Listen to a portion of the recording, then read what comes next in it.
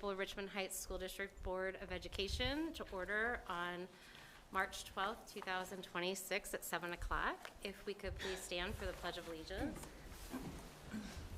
I pledge allegiance to the flag of the United States of America and to the republic for which it stands, one nation, under God, indivisible, with liberty and justice for all. All right. Next, we will do some recognitions. We would like to celebrate our exiting school board members, and Josh could not be with us tonight, but I have something I want to read for Katie and Josh. So good evening. Tonight we pause to recognize and thank two dedicated members of the Maplewood Richmond Heights School District Board of Education, Katie Kaufman and Joshua Miller, who are concluding their service and will not be seeking re-election this year. Katie has served this district for 12 years, 4 terms marked by vision, courage, and an unwavering commitment to educational equity. During her tenure, MRH established the state's first district-level educational equity policy in 2020, passed multiple resolutions affirming our values from public education funding to LGBTQIA+ rights and safe communities, and articulated bonds and levies in 2015, 2016, 2020, and 2025 that helped our community enthusiastically, that our community enthusiastically supported. She was part of the leadership that hired Dr. Bonita Jameson in 2021, helped create student representation through principal advisory leadership boards, reestablished a bargaining unit for certified staff, strengthened district-wide accountability measures, and celebrated extraordinary academic success, including achieving the highest statewide APR score for a K-12 district in 2024-25 school year. Throughout it all, Katie has consistently centered students, their well-being, their success, and their sense of being truly seen. She has reminded us that courage is not just a value on paper, but a practice. Her leadership has helped codify equity into policy and practice so that it endures beyond any one individual. Katie, we are deeply grateful for your steady voice, your big heart, and the sacrifices you have made in service to this community. And I want to pause here to fill in a personal story that I think shows that dedication. Is I remember attending a meeting before COVID, and you had a newborn, and you were sitting at the table running the meeting with a newborn, and I think that shows the dedication and the work and the sacrifice that goes into doing this. So I just wanted to share that. It was quite amazing. So Josh, though unable to be with us this evening, has also contributed meaningfully to strength and stability of this board. He has approached governance and thoughtfulness and integrity, asking careful questions, encouraging responsible stewardship of resources, and keeping long-term outcomes for students at the forefront. His calm presence and principled decision-making have supported the culture of accountability and continuous improvement that defines MRH. Board service is complex and often demanding work. It requires long hours, deep study, and the courage to make difficult decisions in public view. Both Katie and Josh have embraced that responsibility with humility and dedication. On behalf of the entire Maplewood Richmond Heights community, we extend our sincere appreciation to you both. Your leadership has helped move this district from good to great and positioned it to continue striving towards excellence and equity for every student. Katie, thank you for being here tonight and for your extraordinary service. And Josh, though you are not with us this evening, please know your contributions are deeply valued. You will always be part of the MRH story, and we are better because of your service. So thank you.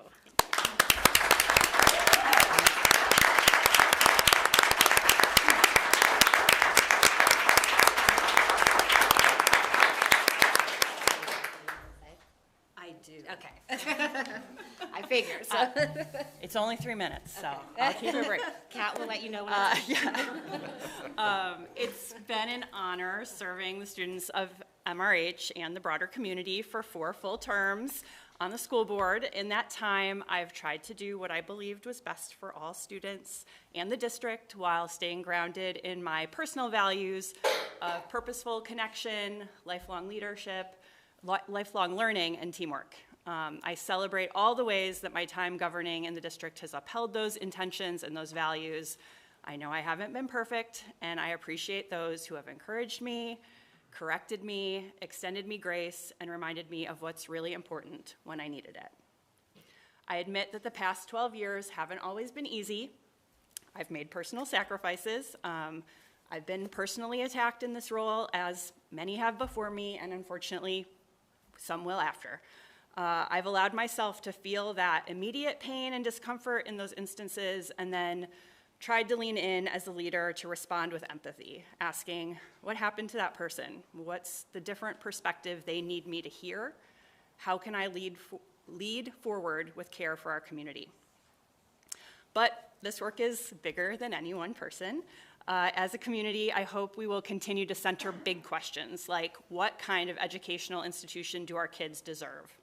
What kind of educational institution can we create for them? And what are we willing to do together to make that happen? There will, of course, be different answers to those questions shaped by the different experiences, needs, and priorities among our neighbors. It's imperative for the Board of Education to be receptive to those differences of thought and perspective, to weigh them carefully through the lens of our district values, our legal and fiduciary limits, and then make a decision that may still be unpopular, questioned, or criticized. The future of public education is uncertain. There are big threats on the horizon that are outside of the district's control. And within the district, there are limitations on funding, on time, on energy. However, there is also an abundance in MRH. We have an abundance of care, an abundance of creativity, and an abundance of collaboration. I've had the benefit of a front row seat to witness this abundance from parents and principals, from business owners and neighbors, from classroom teachers, and from our amazing kids. Our kids give me an abundance of hope. And as I take a seat a bit farther back, but still cheering the work on, I really thank you all for the opportunity to serve. Thanks.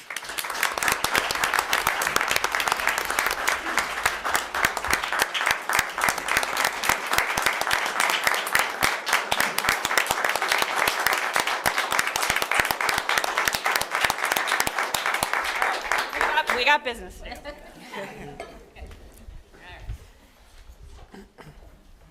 Next, we have our public forum.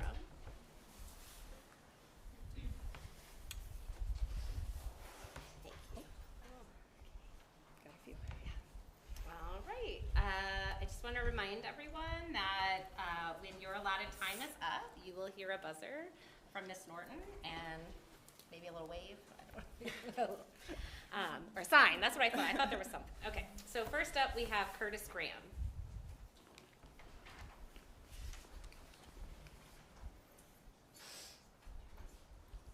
Hello. So my name is Curtis Graham. I have been in the district, living in the district for about 16 years. When I started my student teaching, I came to Maplewood and I got to hear from Linda Hinkey, and I just knew this is where I wanted to bring my family. I knew that this is where I wanted to grow, and so we've been here forever. And I eventually in 2020 during the COVID year got the opportunity to work here too, and I can say that this job is not disappointing. This district is not disappointed in any way. I have been so blessed to be here and to see the values that I at times thought no one else had in other places I was at is core here. One of my favorite stories to tell just about like how awesome this place has been for me is I remember one day I was really frustrated with a kid was just being a jerk to me in class, and I was complaining a little bit, and I remember Bill Hinsky came up to me and he said, "What do you like about the student? What drives you about him?" And it's so cool as both a parent and a teacher in this district. That is how your teachers think about your kids, is like what's the best in them, what brings them out. And so I just felt called. I wanted to come and take a moment and just say, especially as we start to look at our new elections for board members and everything, of just how really special this place is and how awesome of a district it has been. So I've had a chance to talk to all 5 candidates, and something I've heard every single one of them talk about was diversity and equity. And so I wanted to talk a little bit about some of the specifics I've seen in my role as the middle school computer science teacher. We this year dug into some data and realized that of the groups that were not being representative on our expeditions as much as we wanted were students with IEPs. And so looking into those, we actually had our SSD teachers start our expedition planning and think about what it looked like to be a student with ADD on an expedition, what it looked like to be a student with mobility issues trying to go to some of those places. And I say that because it's awesome, again, being a part of those, but it's also really good to see that we have principals and administration and teachers that challenge us to go past what we're used to and what's normal and what's comfortable and have some of those difficult conversations to reach all of our students. And so I'm glad that I've heard so many people that are focused on that, and I just wanted to say that it's happening. And I also coach the esports team. We've been really successful. It's been awesome. But one of my things is students have to keep their grades up. And so I get weekly reports or bi-weekly reports from Craig Maxwell at the high school.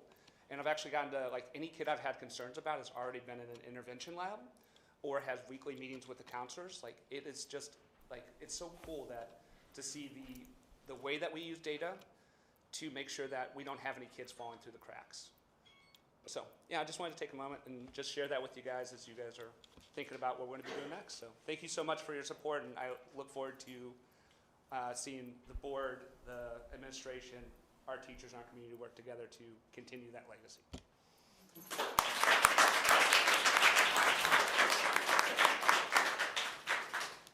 All right, next we have Don Kolnaghi.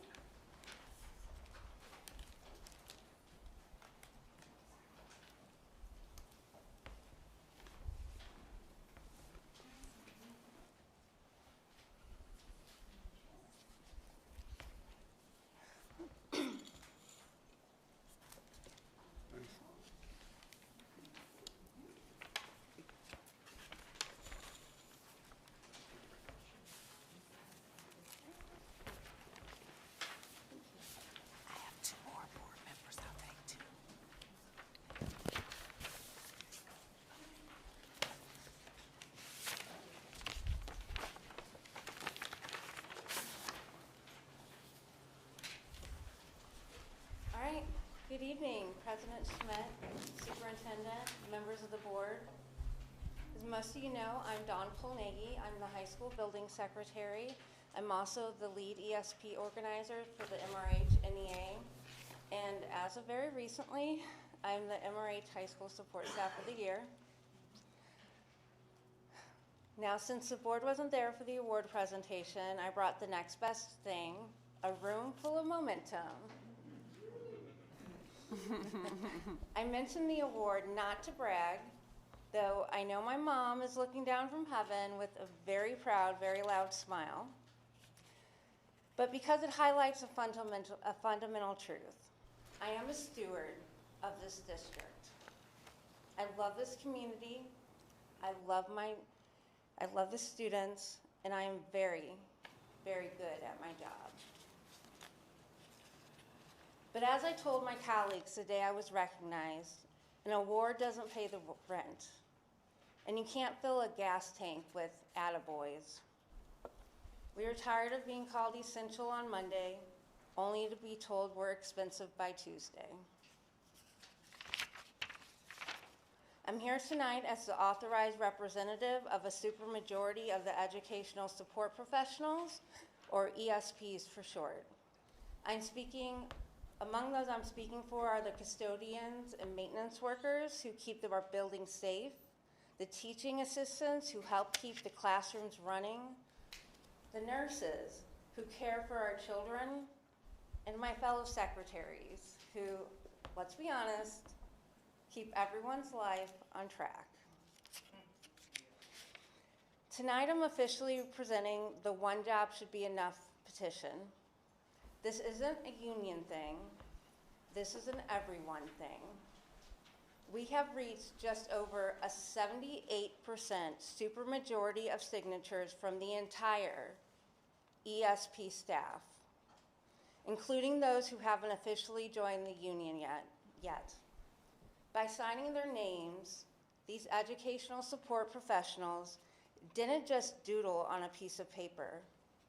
They made a choice. They chose to stand together, and they authorized me to be their voice at this podium. The message is sharp, it's simple, and it's non-negotiable. The status quo has expired. When we say one job should be enough, we aren't being poetic. We are being literal.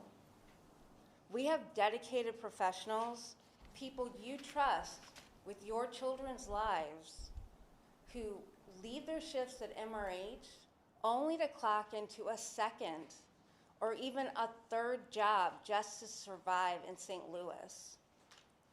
We cheered when Proposition E was passed. We celebrated the raises for our teachers because they earned them. But district excellence isn't a selective concept.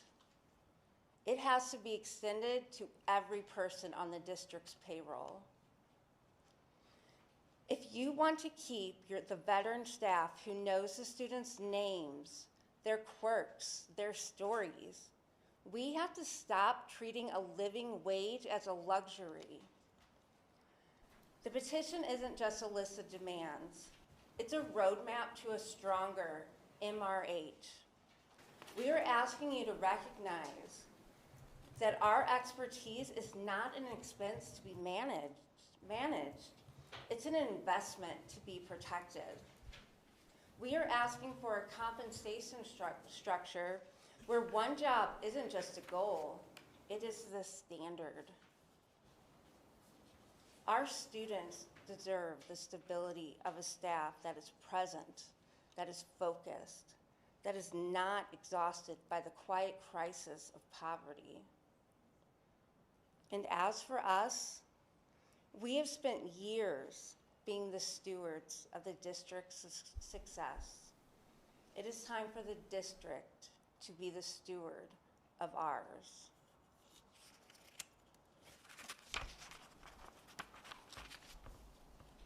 Let's ensure that at Maplewood, Richmond Heights, dignity isn't just a value we teach, it's a value we pay for.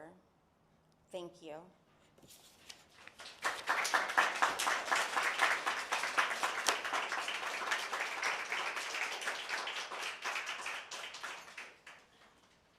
All right, next we have Glennis Wagner.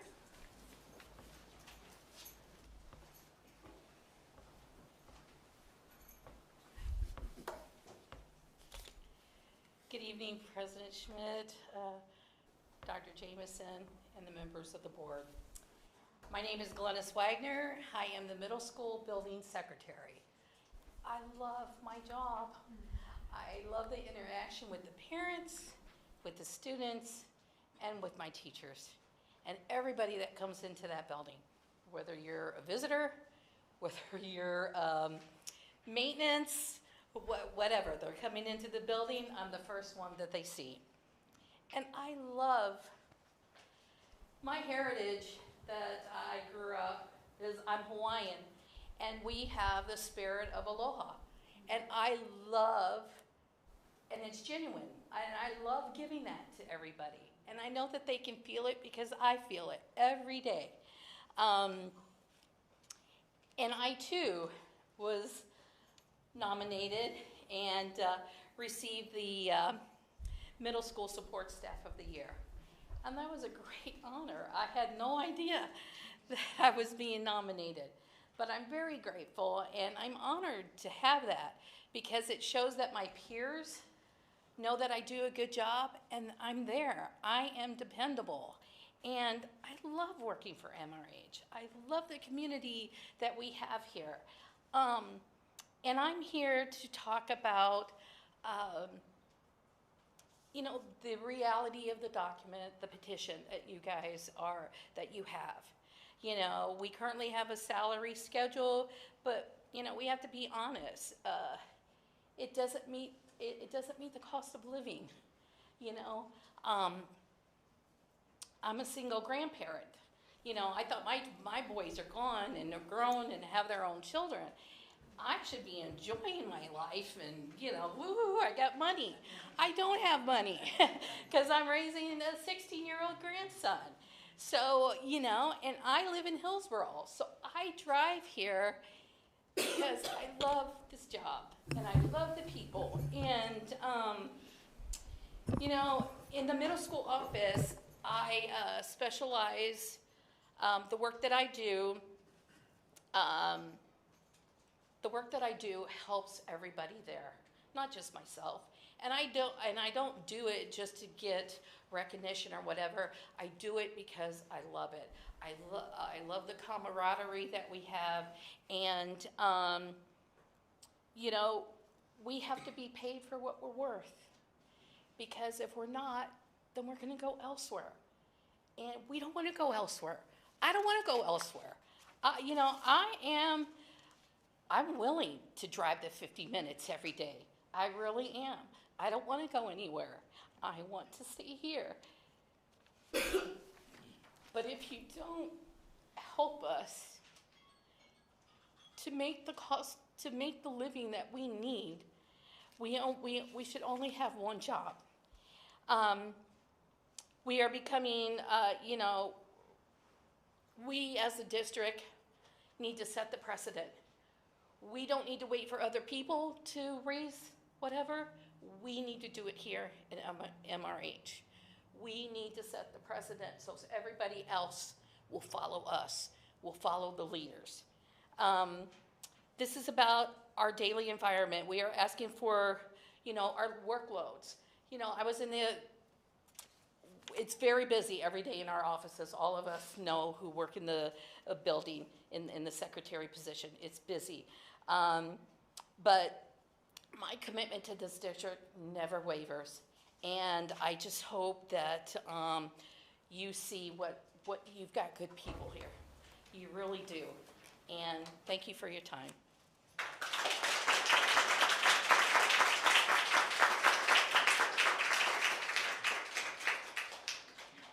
Next we have Bethany Noby.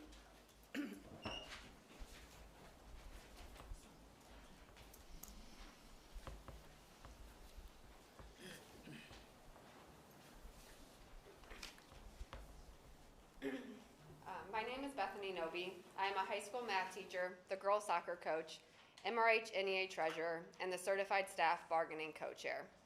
I would like to thank the members of both bargaining teams for the time and effort they put into the bargaining process. While this year's collective bargaining agreement reopeners were modest, the 2-year salary agreement with raises demonstrates the district's continued commitment to its teachers. Each round of negotiations builds on the progress we've made and continues to strengthen our agreement for certified staff. I am grateful to the board and administration for working with the MRH NEA to reach an agreement that supports our educators and makes our district stronger. Now it's time to turn our attention to providing well-deserved raises for our support staff. The MRH NEA executive and bargaining teams have a letter expressing our full solidarity with our educational support professional members. We are 2 groups, but we are 1 union. We urge the board to prioritize a living wage for all MRH employees in the upcoming budget, recognizing that the well-being of our support professionals is essential to the success of our students and the entire district. Together, we can continue to make MRH a place where every staff member thrives. Thank you for your time and for your continued support of students and staff.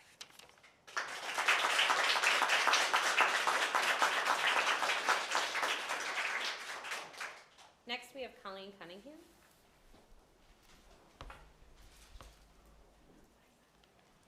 Good evening. I'm Colleen Cunningham. I have 2 kiddos at the ECC. I wanted to briefly acknowledge Board Appreciation Month and thank all of you for your service. A school district is a beautiful, big, complicated organism, and it's no small feat to wrap your head and hearts around it and to provide leadership. I'm grateful for all of you for your willingness to serve. On their final meeting, I wanted to especially thank Mr. Miller for his service to the board and to the district. And on her final meeting, I wanted to highlight how grateful I am that Katie Kaufman has served this district as a board member for 12 years. Katie took on this role not yet having children of her own, but being deeply committed to public education and educational equity. She then continued in the role while having her children and throughout the season of life with young children. It's a wild season, y'all. It's incredibly impressive to me. Katie, thank you for all you have done for MRH. One of your accomplishments that's particularly meaningful to many of us is your work to establish MRH's educational equity policy, a first of its kind. I chose to raise my family in MRH because of the district's commitment to equity for all. I believe that the guidance from MRH's educational equity policy was an essential ingredient in MRH being ranked the #1 K-12 school district last year, and that the policy will be an important North Star as we continue to grow and improve. Katie, thank you for championing educational equity and aiming to ensure the district's decisions are data-driven and always center our kids. MRH is so lucky that you have given us so much of your head and heart over the last 12 years. I wish you joy and ease in your next chapter as you get to be parent. Thank you.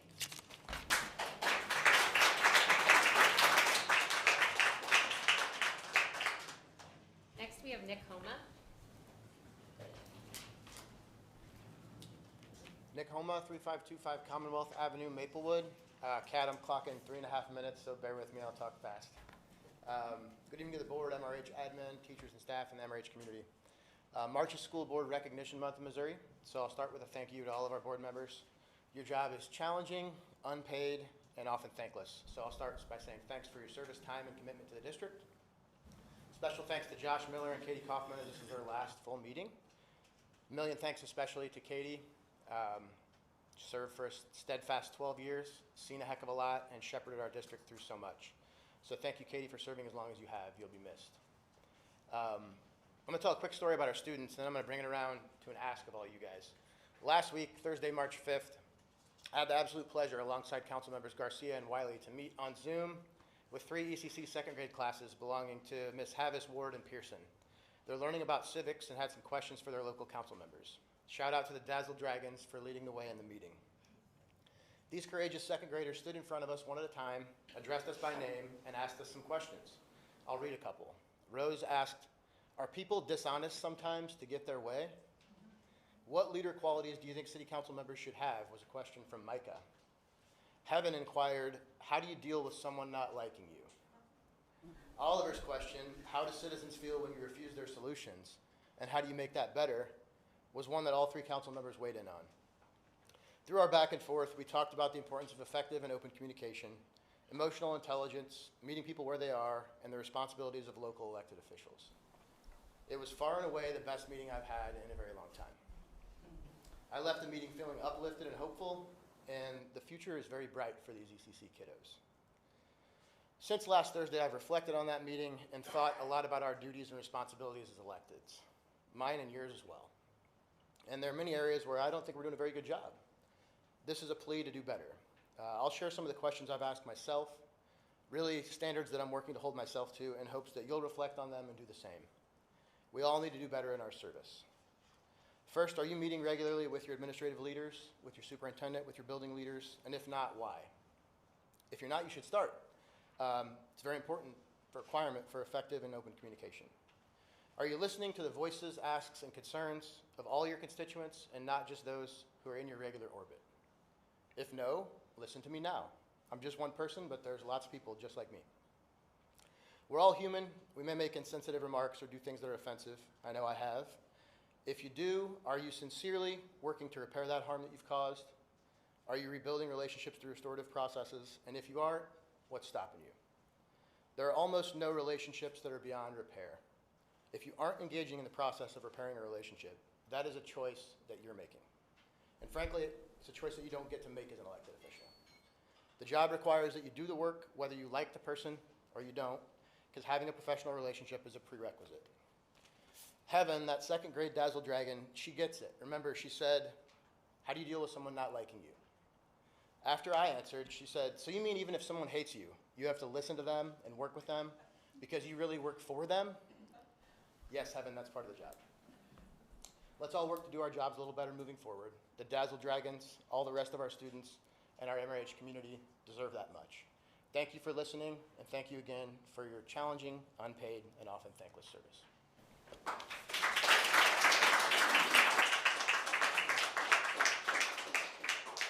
Next, we have Rachel Lindsay.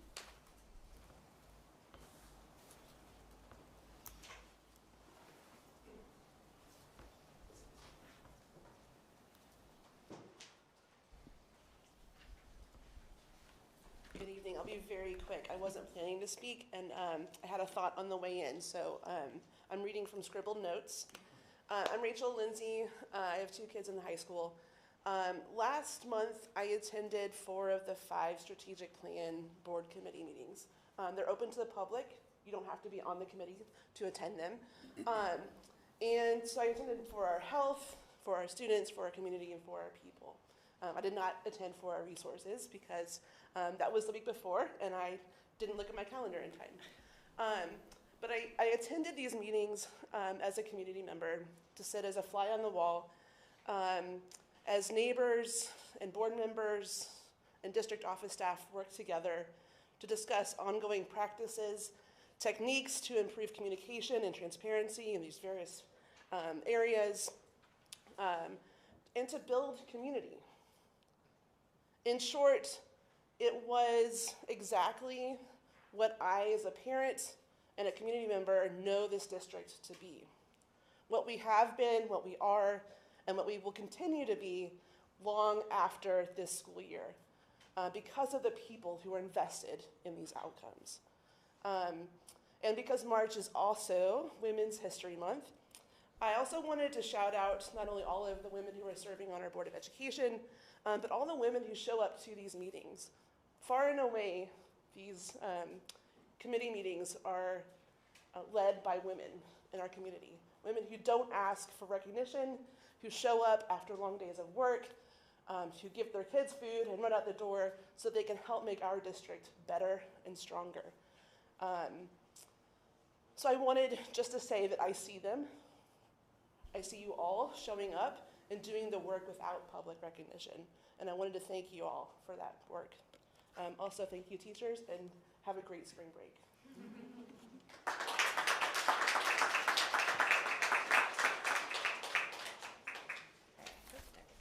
Okay, that concludes our public forum.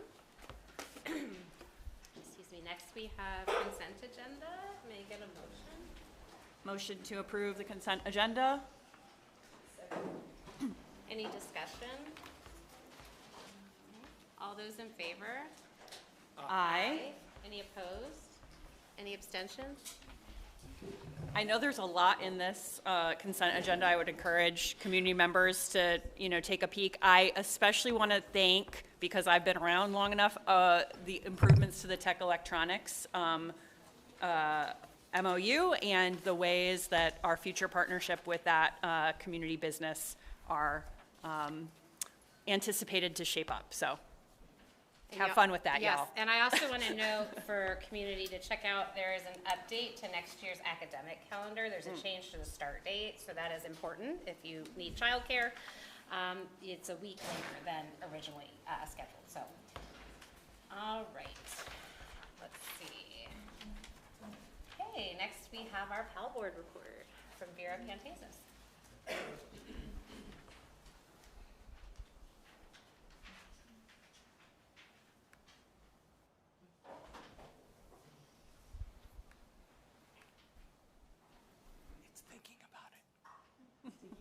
Yes. Hi, everybody. I'm Mary Pantasis. I'm the president of our high school principal advisory meeting board. And I'm so happy to be here. Keep going. It's like what Katie used to have to do. It's wonderful tonight. Thanks for coming out. Tell us about speech debate. Speech debate my team is currently at speech debate nationals, districts going to nationals.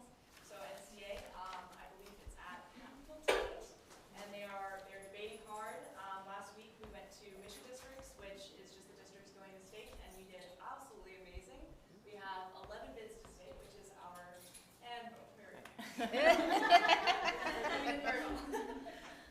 So this is our public report. So our February and March focus, and just some stuff that we accomplished in these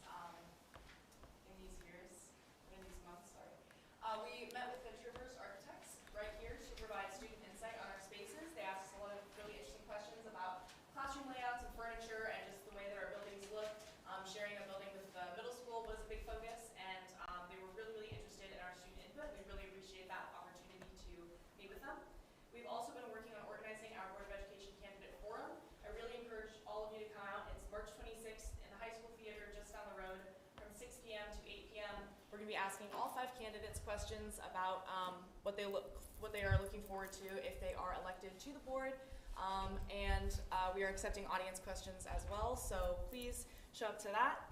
We're also planning our underclassmen public forum. We're continuing work on our year-long focus, which is fostering a sense of belonging in all of the schools. And we're meeting with other schools' principal advisory leadership boards to talk about AI use, the metaphors in our schools, and more pressing issues. So that's just what we've been working on. So now, as the budget season approaches, we wanted to bring some issues to the board's attention. Currently, clubs and extracurricular activities need more funding or at least consideration when you're allocating resources. Currently, the high school knows of 4 organizations or groups whose sponsors are volunteering their time. They're not being compensated. We ask that the board allocate resources for current and upcoming student clubs, and we ask that they provide an equitable distribution of resources for those clubs. This is really, really important because as somebody who's involved in a lot of extracurriculars and has been throughout middle school and high school, I found the best community and truly a true sense of belonging in those extracurriculars. Whether it's sports or speech and debate or esports or any of that, it's just super, super important, and it's important that our teachers are getting paid and our sponsors are getting paid for that. Next up is we wanted to additionally mention the importance of the college advisor position at the high school. Current student reports and our upperclassmen public forum especially shows that the ICAP system is not sufficient for postgraduate planning right now. Just for anyone who doesn't know, ICAP is what our counselors use to, you fill it out from freshman year all the way to senior year, or at least you're supposed to, and it's how you're supposed to plan for life after graduating high school, whether that means a 4-year university or otherwise. We talk to a lot of our current juniors and seniors, and we get a sense that they are feeling unprepared and uneducated on their options. But they did say that Miss Sydney Perkins was very helpful this year. That was our year-long temporary college advisor. They found that she did a lot of meetings and a lot of financial aid help and college application help, and that was all really, really, really helpful, and they said that that was a big change from last year to this year. We ask that the board provide resources for a permanent college advisor or at least confirm a temporary position for the 2026-27 school year, just because of that importance for postgraduate planning for high school students. Next, our continued asks. We brought this up at previous board meetings, but we ask that the board does a Shadow a Student Day. Again, we want the board to see what the students of MRH see and experience every day. Our recommendation is we get 1 to 2 of the board members in each school, ECC, elementary, middle school, and high school. The actionable steps for that, we would need to plan with each school, and we would do that through the principal advisory leadership boards at each school, which each have different availability, needs, and students, but we can pick out the students from those principal advisory leadership boards to be shadowed. You can use that anecdotal data in conjunction with budget requests to make informed decisions for next school year, and we would communicate with teachers ahead of time. Finally, we have some thank yous for Board Appreciation Month. We really, really do appreciate the hard work that you put in each and every day for the students, staff, and community. We're also very grateful for the ice machine that is going to be put in this spring break. I just presented that at the town hall back on yesterday, and the cheers that were heard throughout the theater, everyone was so, so grateful. So we're super excited for that. We also hear there are a lot of plans in the works for an athletic trainer, which is something we've been really focused on for the past 2 years. So thank you so much for that, and just all of our consideration of our previous asks. We really, really appreciate being able to have a student representative on the board. We think that it's amazing that it's just such a great opportunity, and we thank you for all the work that you put in.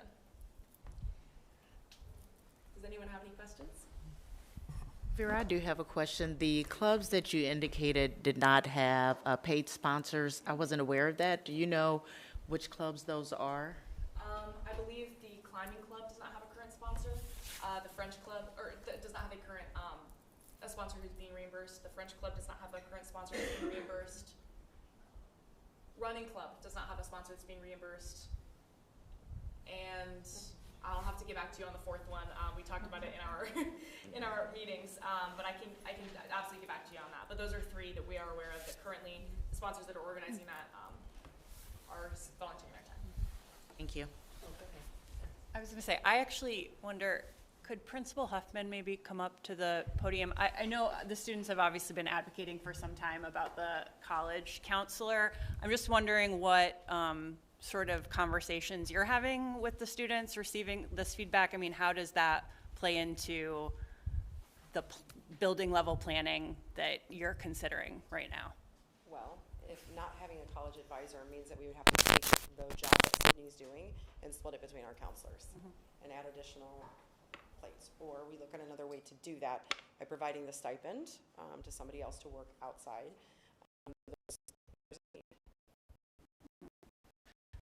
And for people that don't know, it's been funded, grant funded. Correct. In the past. We pay $5,000, and it's through AmeriCorps. We team up with Mizzou, the MCAC, and in the past we pay the $5,000, and then everything else is funded by them. So last spring, they notified us with all the changes federal government-wise that we were going to be losing that position. They told us at the end of the year, and then we were holding on tight. They said we might have some things in the works, and then come end of July, I would guess, I think they came back and said, okay, we've got enough funding for one more year. So we were able to have Ms. Perkins start a little bit later, but we had her for the rest of the year. So knowing the budget realities of the district next year and into the future, I mean, what recommendations would you make then about adjustments? Are you recommending that we simply increase the building level budget to incorporate this, or are you recommending some like offsets as well? I think it's a both and, right? Like this definitely could be a full-time job for one person. There are other schools that do have that, but then there's also a way that we could work, I think collectively with our counselors, think about what does that look like? How do we take these roles or these responsibilities, and what additional monetary allocations would you need to make some of these things happen? Like how many extra hours, what would this look like, and kind of evaluate where the jobs are now. So I think it just kind of depends, and we just have to come together and think about what could we do, what is possible. And Katie, we did actually meet in our collab to talk about with additional supports and having the counselors, since schedules will be completed for students prior to the end of the year, having them to do some of that work for ICAP during the summer months as a part of planning. And I guess I would have noted, I know Ms. Perkins is actually leaving to go on maternity leave because she's having a baby, but she sent a really nice email out, and it sort of set out like how complicated it is, because it addressed, you know, if you're going into the military, if you're going into a four-year, you know, undergraduate, you know, community college, all that thing and those things. And you know, for those of you out here who haven't had a kid go to college yet, it's a lot more complicated these days to do that, to the application, all of it. And so, and then it sounds like too that the kids are feeling like perhaps in determining what they want to do postgraduate, they need some additional assistance too. So I hear you. But to Katie's point, there are, you know, so how we can fit that in will become, Yeah, I mean, there are some software alternatives as well, or supplemental for staff. I was at an educational technology conference in January. There are two companies that were created specifically to serve small districts that can't afford college career counseling, that provide both live through an online platform, some live counseling, as well as just a lot of kind of tools.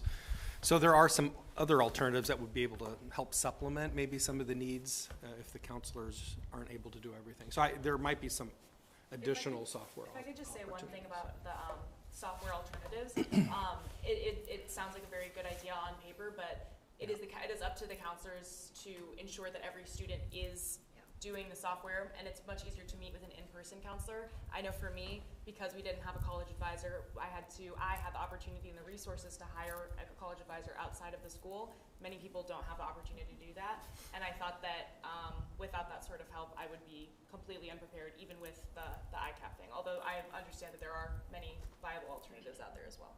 I just don't want extra burden to be placed on our counselors either.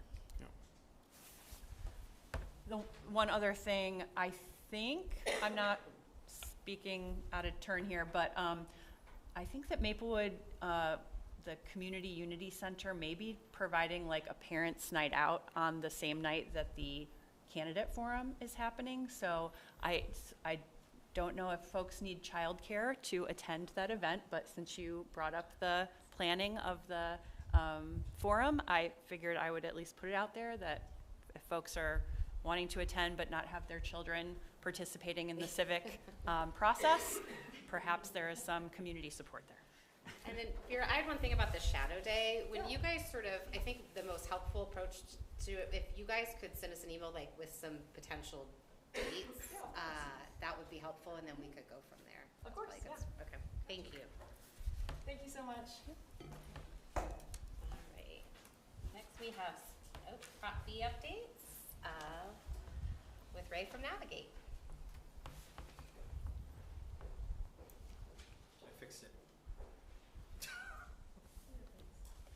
Okay, thank you for the opportunity to update you. The next slide. This is the approved project update, and right now we're still tracking the summer 2025 projects, which are all now complete, so it hasn't changed. And green is good. We underran the approved contracts and budgets for those projects by $41,000. So it's being held in contingency as reserve additional money for future projects.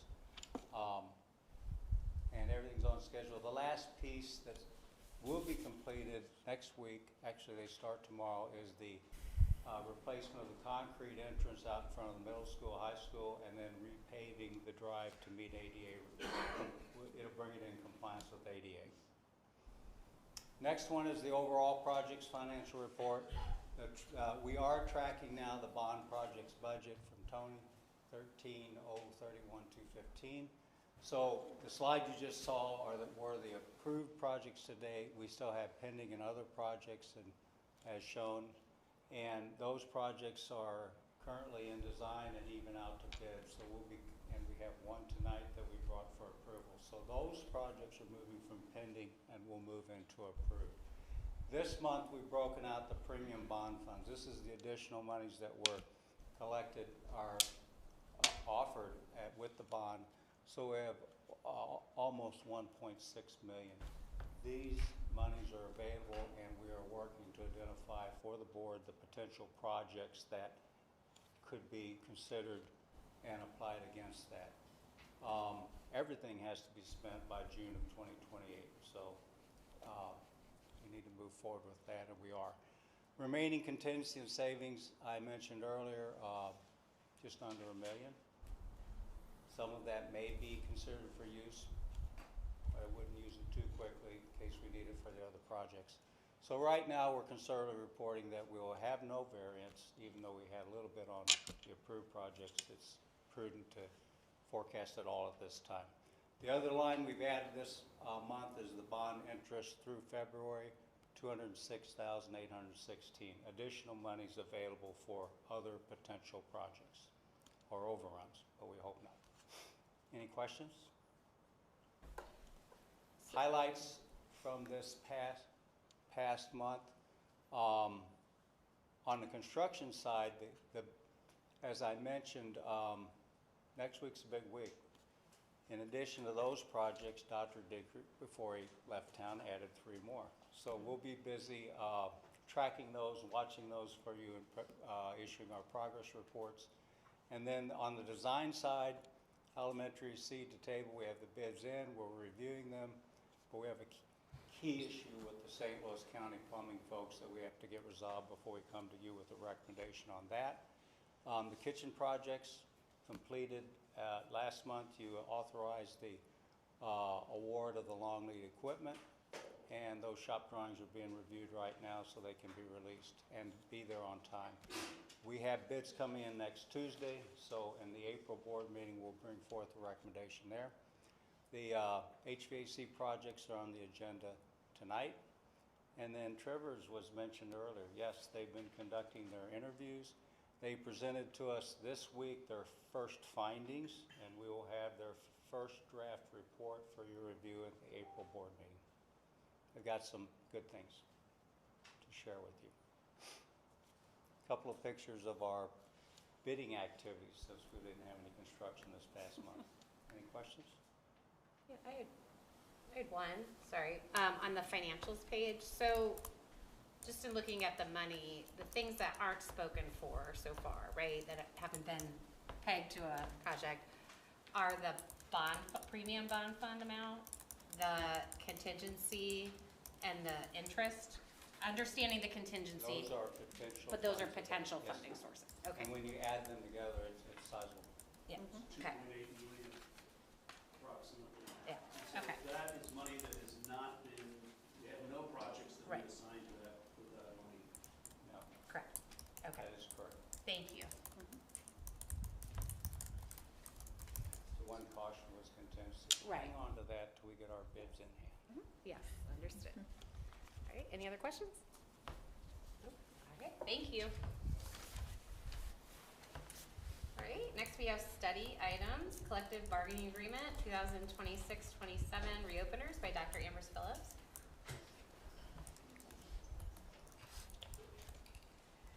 Thank you.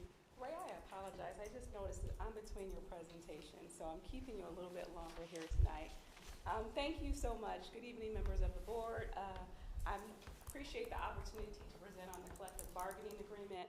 So I'll be providing just an overview for you and highlighting some key concepts from our collective bargaining agreement from this year. So first, starting with the first slide, I think we changed the order. It's okay. You can go back. This is the bargaining team, and I know that there are some members that are still here this evening.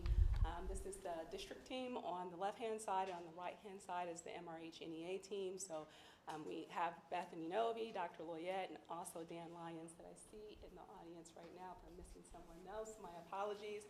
But these individuals spent about 6 weeks on Wednesday nights giving up their time to be able to produce the document that you have before you today. Let's see what's next. So why the school district and the NEA bargain? What's the point of us doing all of this work? These are some reasons. It's not an exhaustive list, but some of the factors that contribute to the NEA and the school district bargaining is just improved teaching and working conditions, also ensuring fair compensation and benefits, enhancing our educational quality for our students and also for our staff, and then addressing grievances and concerns should they arise. So collaborating together. These are benefits per the NEA that they see as benefits of collective bargaining and collaborating. The first one, again, thinking about improving student learning. This is essentially when the district leadership and the staff work together for these student-centered issues. You'll see in the overview, just to highlight a couple of items, the class sizes, making sure that we are setting limits there, effective instructional practices, professional learning, just to name a few. The second bullet point is to attract and retain the highest quality employees. And then under that umbrella, it really speaks to like safe working conditions, induction programs for our members, and higher salaries. In the current collective bargaining agreement, there was a year one increase of 8% for staff members plus their step. In the next agreement, in the next contract, which have been already issued to staff members in year two, members will receive either a 6% or a 9% increase plus their step for year of service. And so the idea was to make sure that we situated staff in the top 25% of the region. So in total, you'll see that's about a 17% increase plus those two steps for each year. So the commitment to the board to try to support certified staff by moving to the top 25% is a benefit for both, I would say, the district and also the NEA. And then the last one is to advance social equity and social justice and racial equity. And again, this is educators, parents, and the community working together united to address systemic racism, where every student deserves to succeed. And I would also expand that to staff members as well. And I just kind of want to acknowledge the work of the Equity and Action Advisory Council that we started this year, where a lot of the parents and community members and staff members are supporting this work, really translating this idea into action. The next slide is just the CBA highlights. And so these are the recommended changes that we're bringing forth in the document. In 3.4, it's the collaborative process or the communication lab. So currently the Board of Education, the MRH NEA Executive Leadership Team, and the district admin meet openly to discuss working conditions. This is an opportunity for us to really problem solve around ongoing activities and priorities.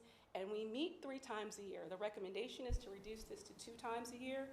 Once, which would be before collective bargaining, and then the second time is to really discuss survey results from the MRH NEA. 3.5, there are 2 items there. First, district committees, the insurance committee, and then the second one is the calendar committee. Both of these committees are not necessarily required by our policy, but we do have these committees. The first one is the insurance committee, which was a recommendation of the MRH NEA. The second one, the calendar committee, helps us to be able to ensure that we look at all the priorities for the school year, and staff members are compensated an hourly, the district hourly rate for their service on those committees. That increase from $30 an hour to $33 an hour in our previous collective bargaining agreement, so that is a highlight here. And then 4.3, there are two areas under that umbrella: compensation for extra duty counselors in the summer stipend, and then compensation for extra duty for social workers in the summer stipend. I'm going to actually dig a little deeper in that those two items in the next slide. And then that last one is 5.5, parental leave. Clarified language. The ask for the district was to reopen this and to really put a little bit more specificity into the language for what constitutes consecutive days. And so you'll see that language has been changed and updated there. And then the last one is Appendix B. And Appendix B is actually the extra duty salary schedule. And Vera, you actually kind of spoke to this as well. This really is seeking to provide some equity between our MISHA-sponsored sports and then also our clubs and activities. And so in the last collective bargaining agreement, there was a 10% increase to activities for those athletic stipends that we provide to our coaches. This helps to kind of right-size that, and there's an 11%, there was a 10% increase that we are recommending for our activities. And last year, there was an 11% increase that we approved for athletics. I wanted to make sure I got those numbers right. I flipped them.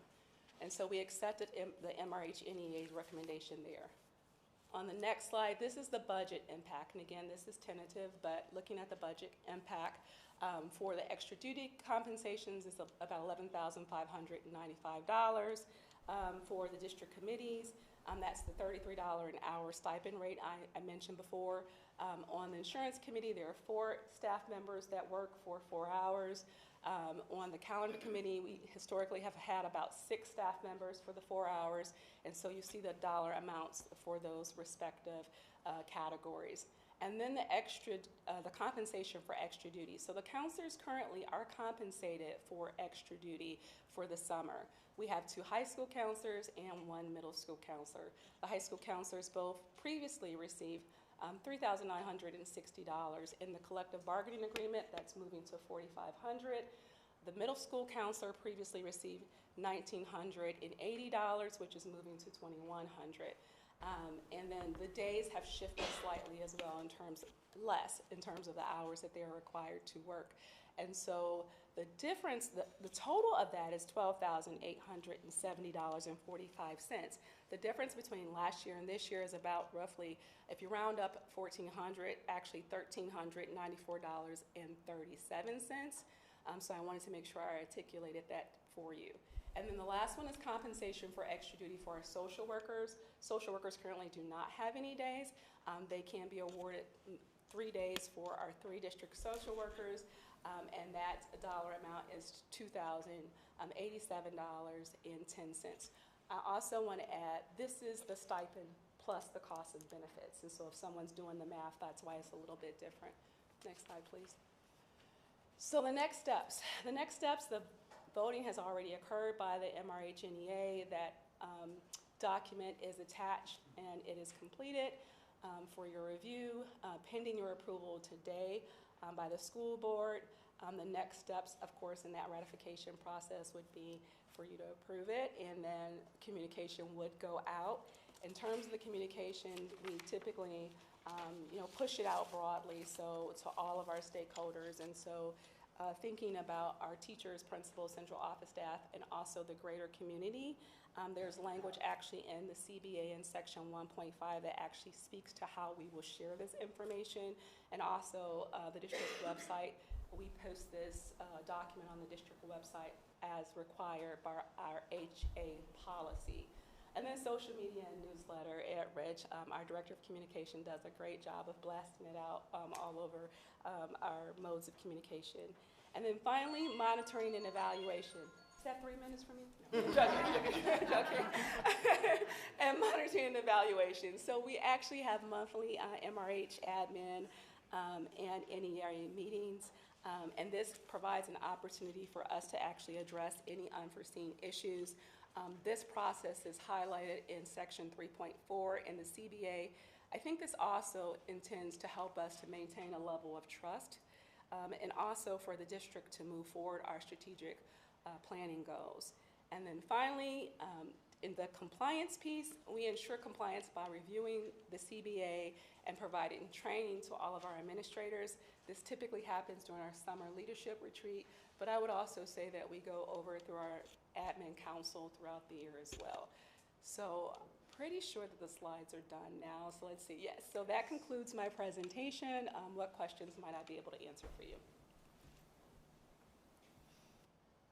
Just to go back to the net cost impact, it was what you were saying that we were already paying, like counselors were already working in the summer, and so the real difference of the additional cost from this year of bargaining is like 11,000 less than total, so it's really, that's the change to our budget. If we were already paying the 11,000, so then it's really like the change to what we were paying last year is about 17. Is that I what? did the difference. So the increase from last year to this year is $1394.37 from the 12,000 that you have there. So if I understand can someone do the math on that? Yeah, so is that, you're saying the difference between what we paid last year for this, for that work, and this is only about 1,300 higher? 1,400 higher, okay. So, Yes.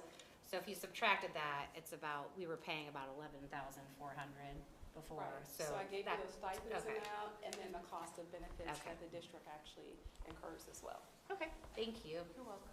Any other questions? Thank you. Have a great evening. All right, next we have Prop B HVAC installation agreement with Ray again.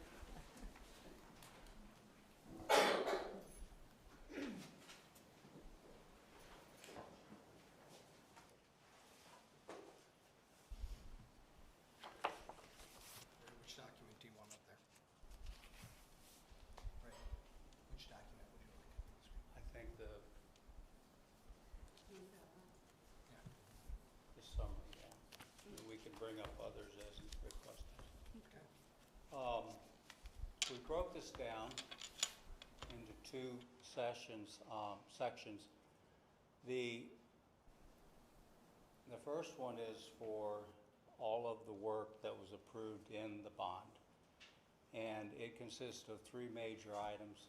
For ECC, it was to remove and replace the aged 20-year plus end-of-life rooftop units. And the second was at the middle school, high school, was to replace the end-of-life water source, the remaining end-of-life water source heat pumps, 41 total. And then the third item, jumping back up to ECC, was to put the entire remaining building on the automated control system. So all three of those items were included in the bond. You authorized last month the pre-purchase of the equipment so that we could get it here when we needed it. So this amount here that is presented includes that price. So I suppose you're going to authorize the net additional, but we wanted it included in the HVAC contractor's contract because we want him responsible for coordinating it, receiving it, and putting it in. So this is back to the total price. In addition, we have to have a performance and payment bond. And last, we're recommending a contingency to be in the contractor's contract as an allowance, because in the middle school, high school, we're working above ceilings, and we may find some things that need attention. It's got to happen fast, so we recommended an allowance so that could be approved against the allowance and the work can keep going, as opposed to waiting to get a change order approved at the next board meeting. If you add all those up, the bid price, we came in at $1,438,725. Our original bond budget was $1,405,720, and that was established a year and a half ago. So we were pleased that it came in that close, even though it was a little bit over, given escalation and continued pressure on, especially equipment pricing. We were very grateful that it came in that close. So this this is the base bid from IFS, and we wrote the contract for the base bid. The AIA allows you to do that and then set out alternates in a separate section that can be acted on at a later date, although it does have a drop dead date because you can't wait forever. So we recommended and set up the contract and to ask for tonight approval of, at the very least, the base bid contract so we can release IFS and they can do their pre-construction work, including permitting, and be lined up and ready to go. The alternates, I'll pause there, and just to say the alternates we're going to talk about next would be, it'd be great if you did act on them, but if something needs to be considered, IFS has said we can wait 30 days, which gives us the time until the next board meeting to consider them and make a decision. So I'll stop there and go back to the base bid. Any questions about that work or anything we can address? So just to clarify, the 1.4 million includes the $400,000+ we approved last month for the purchase of the units themselves? Yes. Okay. It's total installed price now. And the intent is to assign officially the MRH POs to IFS, and then those will go away. IFS will handle everything, but it did allow us to place those orders and get that critical work going. And were you going to talk now about the alternates? Yes. Okay. So we engaged Corden Clark and McClure Engineering to study the HVAC projects at both ECC and the middle school, high school, because the original bond included the work that we just discussed. But there's other areas that need that, especially at middle school, high school, that we wanted to address, and that came from feedback from actually the staff, but mostly Manny, because Manny has to deal with these things every day. So in the documents, we added additional scope over and above what was in the bond, but the time to address it was now, we felt, because this is a major project, and when you're in there doing it, if we can do the additional work and get it done now, we will solve other problems besides just the aged equipment. Okay? So we broke it down by location, and the original price in the bond left the rooftop units in place that were being abandoned. And that's what's been done in the past to keep the cost down. But we recommend we want to remove them now, because that way we can roof over them, get a much better insulated cap on those openings, and it's also much better looking. It's just $4,000, and now's the time to do it since you got the crane there, get rid of it. Actually, maintenance brought it to the attention, and so did the architect, that access to these areas and these units are very difficult. And by adding some ladders and some platforms, we could make it much safer to work and more accessible to work on these units. And so item number 2 is a platform over some exterior ductwork that, quite frankly, they're climbing over now, which is not safe and has resulted in the ductwork being dented. That's $15,250. And the reasons for doing this, that's primarily safety of the employees and the contractors that are working up there. Just getting to the roofs now, if we add 2 more aluminum access ladders for $13,950, that will help also with access, safety of the employees and the contractors. And finally, I mentioned that some ductwork had been damaged. There is some ductwork that's been dented, and it collects water. So right now the water sits on top and freezes in the winter. The ductwork's been compressed a little bit. We have the opportunity now to fix that while the contractor's there working up there, and that's $32,250. Recommend doing that for the efficiency, improve the system, and also prevent future water and ice buildup. If those are accepted, the total would be, all of them, it would be $65,500.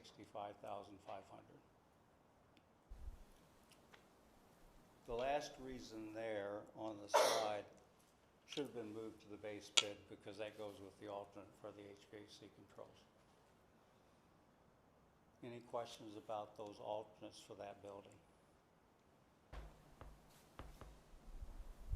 I thought in the base bid that you showed us on the slide before, it said removal and replace of the units. So that would have been a mistake because the original bid did not, so we pulled it out because we wanted to make sure we had apples to apples and have let the board decide.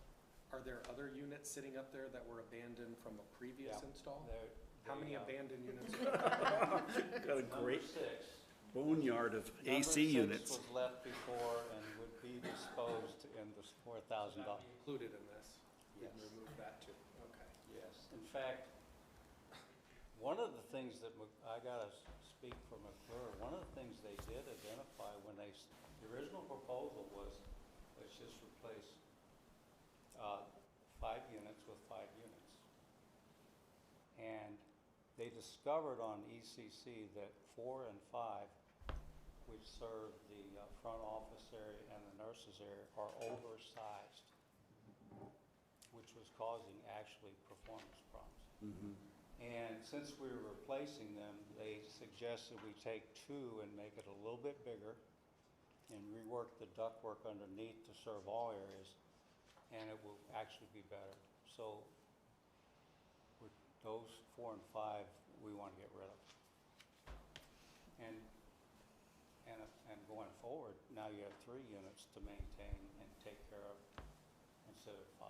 So it was a very, very good suggestion by McClure. We're really glad we engaged the engineers to give us that second opinion. So the proposal for the alternate, the first alternate is 65,000? That would be to take care of the alternates that we identified for ECC. ECC, okay. And we do recommend them all. For the middle school, high school, there were 2 areas that had some, it was too hot or too cold. Manny gets a call. He's all up there trying to adjust dampers and valves and make it work. The first was classrooms A356, 353. They originally were 1 room, and it was subdivided, but the HVAC wasn't. So that's why there are issues. Now we can go in and add some dampers, some control dampers, and split that control into, so each room can be controlled and identified, or can individually be controlled. And I mean, it's not cheap. It's $37,950, but now's the time to do it because we're going to be up there taking ceilings down and doing a lot of work anyway. And it'll result in much better comfort control and space within the classrooms. A similar situation on the 4th floor. This feedback came from Manny and the staff, so that's why we asked McClure and IFS to address it. And they can also make some changes up there, a little more expensive, but more spaces involved, $58,000, $200 by adding some ductwork and some individual controls of those spaces also. And then last has to do strictly with maintenance. Manny wanted an isolation valve on every unit. Well, of course, and we would love to be able to do that, but it was over $100,000. So the contractor suggested let's add isolation for each zone, each major zone, so at least you can shut that zone down and work on these units that are in there without shutting the whole building down. So it's really good return, $24,550 won't give Manny individual control, but he can isolate major areas and work within it without affecting other areas. So that is an add of $24,550. So the recommended alternates for middle school, high school would come to a total of $120,700.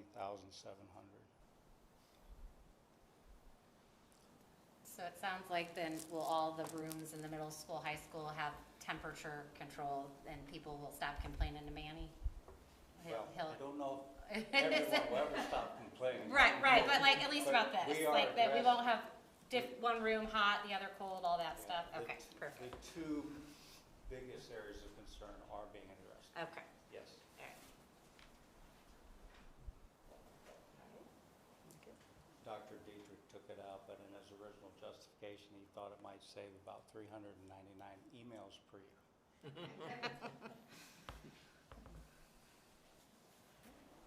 Now, so those are the ones we recommend. In the course of pricing this work, the electrician identified, and so did McClure, in designing and pricing it, McClure identified that current code on the water source heat pump system, because of the air volume involved, requires them to be tied. They need to be, we need to add duct detectors, and they need to be tied to wired for automatic shutdown. And that is so that if smoke is sensed, the unit will go down immediately and not continue to spread the smoke, which in the case of a fire would not be good. Hasn't been done in the past because the school district's been replacing one or two at a time. And in a replacement scenario, code doesn't require it. But when you replace 41, it's a major project. So McClure recommended that for the 41 units, we go ahead and do it and bring everything up at least for this summer's work to code. Not cheap, but it's a safety issue, and it would bring those units to current code, $140,160. We made that an alternate because at the time we did the budget scoping a year and a half ago, it was a replacement project, and we didn't think it was required. And it still may not be. It really comes down to the mechanical inspector. So actually in our recommendation, Dr. Deeker said, we have IFS going to the mechanical inspector to get a ruling, but what we don't want to find out is while the work's going on and we have to be done in 2 weeks, and now you have to do this. So we're getting ahead of this. We would recommend that you do it. Now's the time. But it's a lot of money, so we made it an alternate, again, because it was added scope. That's just the 41 new ones we're putting in. There are 24 existing that have been replaced over the years, mostly on an emergency basis. And the electrician said, well, while you're doing it, do you want to upgrade those two? He said, make it an alternate. Got about 1 minute, Ray. I love you. Okay. So that is, if we approve those, it'd be $198,280. All alternates for just under $400,000. So, you know, when we talk about spending more bond money, these are ones we would recommend. So one question, so going back to your earlier presentation, it looks like what we have, it's, you know. Which was budgeted $700,000. We think we're gonna have good news on that. Okay, yes. All right, I'll leave you with that. Any other questions? No. Nope, all right, thank you. All right, next we have Board Policy EHBD by Dr. McGee. Good evening, everyone. I'm going to do a poor Dr. Irwin impression, but I'll do my best to bring it back to you, EHBD. We had a number of questions about this as I watched the board meeting and prepared for this evening. And one of the questions that popped up is, how are teachers going to know if they violate this policy? So I wanted to bring back our attention to this document. We've seen this a couple times in our board presentations. I'm going to skip on down to the important things. Please don't watch this. You're going to get motion sick as I flip through. But I wanted to just sort of stop here for a moment and say, this is where policy meets the actual plan, okay? So I know that the policy says, hey, you could be in trouble if you do something wrong. This is where we actually go about, well, here's how something wrong is defined. And this is that AI use plan. This was only draft 2. Notice all the tabs along the left side. Feedback that we've been taking through students, through staff, through our board conversations. But what this allows us to do is really outline clearly and, of course, then work to provide professional development and training, not only for students, but also for staff. So I wanted just to highlight those because I know that those questions popped up, and I wanted you to see it translate into something you've already seen in the old version of when we brought the AI-used kind of draft plan to you. Now, if you do approve EHBD in a future board meeting, then what we'll end up doing is going to draft 3, revising that AI use plan and putting it into action. What questions can I answer for you? Well, as you know, I'm not a big fan. The policy amounts to safety and security, security and privacy policies, and we already have policies around those things. I asked you in an offline thing, you know, under what circumstances would an employee be terminated, because that's in this policy. It says may, it doesn't say shall. So Yeah, may be terminated. Yeah. And you came back with an example that is basically putting in confidential information. And confidential information is already something that you cannot share in our district. So I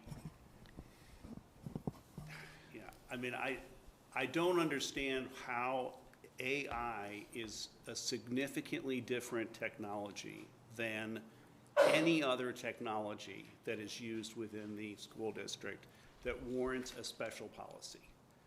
Can you tell me why that is? Well, I did not stay at a Holiday Inn Express, so I rely on MSBA to tell us, with the legal guidance, what we should be paying attention to and how we might move forward. So I rely on that support, and since they brought the... MSBA recommended it. Correct. We also sent to legal, so the response that was included inside of the board agenda questions that we received, both Michelle and MSBA provided feedback, so the response that was there actually came from them, and the board doesn't have to approve the AI policy. We're just bringing it forward because the MSBA recommends we do so. Yeah, so this is something for the board to decide how we move forward. It doesn't come back for action until next month. Yes. And my question was about sort of the idea, and I'm just trying to find the plan, but I can't right now. But anyway, was the idea that it felt like when we talked about the plan, it was very student-centered, and part of that was like, hey, there's sort of a guide for if a student violates it, what that process looks like. And so I guess my concern is if we're gonna have a policy that includes staff too, is that do we have a plan or a guideline? Like if staff violates it, this is the process. And then also that we're in the plan. So, I mean, the two are very linked, obviously. Exactly, yes. So is that in the plan too, that like we're holding students to a standard, like if it meaningfully contributes to your work, you have to cite it. And I guess to me, I feel like if I were a student, I'd feel like if a staff person uses it in a way that meaningfully contributes to their work, they should also have to cite it. So like making sure that it's doing both those things, I guess, were and maybe it's not the policy per se, it's the plan, but the policy creates the ability to give whatever. So before we pass the policy, making sure we understand it's doing, the plan will do what we need, I guess, was my one concern. That's good feedback. Thank you. Did you have any other questions, Trent? Did anyone else have any other this time? Thank you. Thank you. Alright. Next, we have Board Policy Batch 2025E by Dr. Jameson.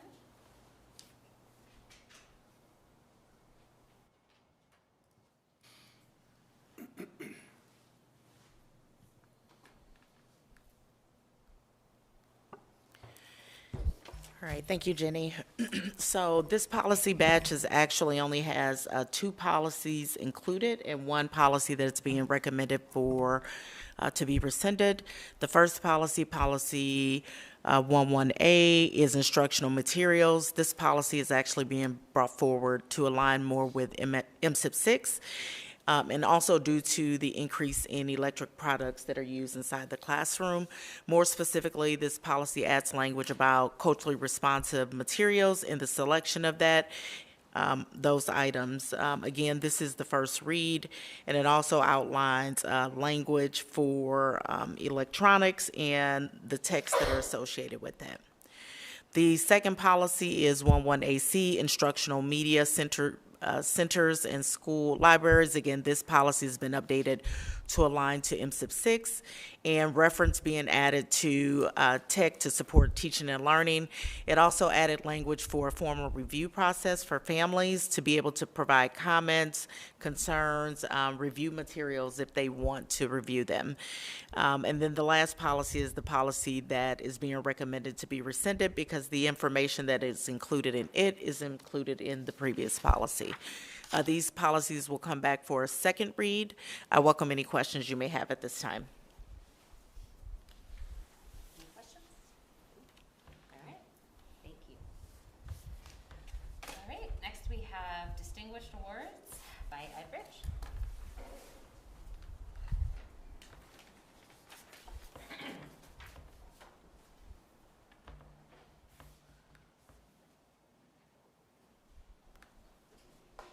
I've said it before, but the task in front of you tonight is unenviable but necessary. We are asking you, the board, tonight to select awardees in 4 core categories: Spirit of MRH, Advocate of the Year, Citizen of the Year, Family of the Year. Spirit and Advocate are open to nominees from the ranks of MRH employees and our special school district colleagues among us. Family and Citizen of the Year obviously are open to anyone at all in the larger school community. I will remind you, and I think you know this all too well, that this is your process. I only administer it, and you are free to make up anything you want, and you frequently do. In fact, the Advocate category was concocted, if that's the right word, about 3 years ago, I think, and is the most nominated category. Everybody wants to nominate somebody for Advocate of the Year. So last year we came up with, or you came up with, Community Partner of the Year. Either way, what I've submitted to you this evening are those 4 core categories, but just a reminder that you can look at this any way you want if you get at a loggerheads or you can't seem to decide on what direction you want to go. You could do co-awardees in one category, so it's up to you. You've seen the nominations, Ms. Colvin? Yes. I was just wondering, could you talk a little bit through the process of nomination? Yeah, I can. So 3 weeks ago, I set up a form which I distributed to all staff, a simple Google form, and made sure that all of our SSD colleagues got that as well. And I explained the category and said that when you go to the Google form, the criteria for each category are on the Google form. So hopefully people were reading the criteria carefully. They're not complicated. In fact, I think they're a tad vague and could be superficial. But the key here is to make sure that people understand what we're going for in each category. So. And again, I gave them 3 weeks, and we got 29 submissions. Last year we had 27. So I think this is the most that we've received since I've been around. And maybe this, you're just going to turn it right back to us here. But no, just in the family category, there were just, it was, I'll just say, so few nominations and maybe some insufficient information on one, at least for one of the nominees. And we have since received an email of another nominee. Is it possible to, maybe for that one category, to continue to accept nominations and deal with that next month? Or do you need information sooner than next month? For the purposes of ordering items that we want to present to the awardees, that's not advised. However, since we are going to push their celebration back to the April board meeting instead of the April 17th employee event. That's Friday, April 17th. I could probably make that happen. I could probably push it another week, and happy to do it. Oh, another week from now, you mean, rather than? One more week from Okay. today. And could we handle that vote on that via email or something? Is that? You couldn't do it via, Oh, you can't vote via okay. email. All right. You would have to schedule, I guess, a special session or something. Okay. And a suggestion I was gonna maybe make for next year, if Ed would allow us, is maybe we create a series of questions that people could answer for each one, so that you don't have a situation where you have, because I think some people put in just a couple, like one sentence, it doesn't mean that that person is less spirited or, less of an advocate, it's just the person, so maybe if there's a set of questions, then it would be a, similar information, but. Believe me, I'm tempted to reach out to some of the nominators and say, can you please expand on that? But Right. I mean, and that would be, it's hard to, yeah. And did you say we would be presenting the awards at the board meeting?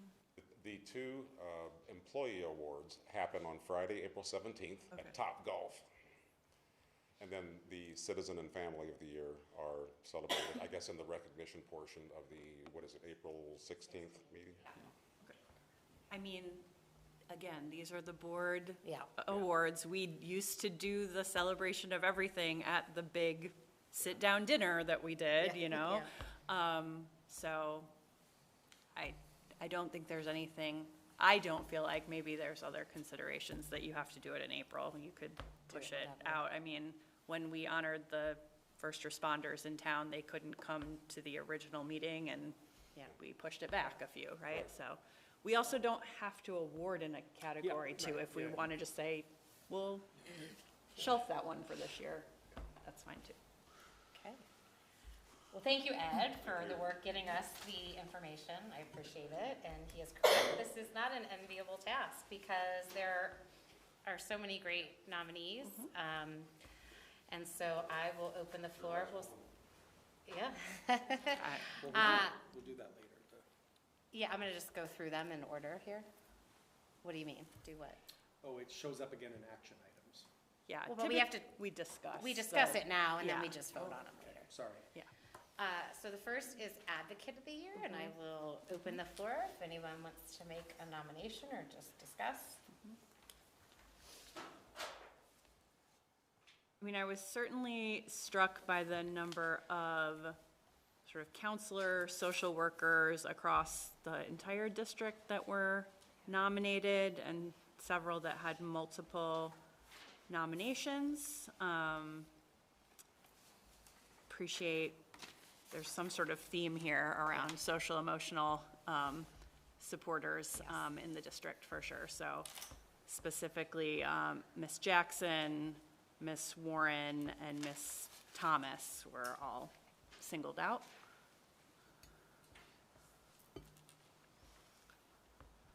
And I hear Julie sent us her thoughts, and she had Ms. Jackson on there. And she said, I've seen her in action, and she's a force for the kiddos.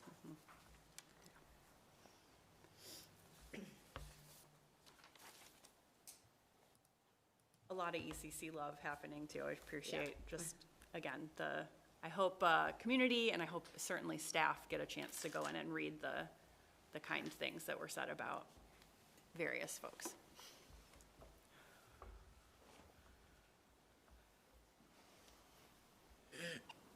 So we need to take Beatrice Jackson as a nomination from Julie? I think we can, yeah. Okay. Ms. Jackson.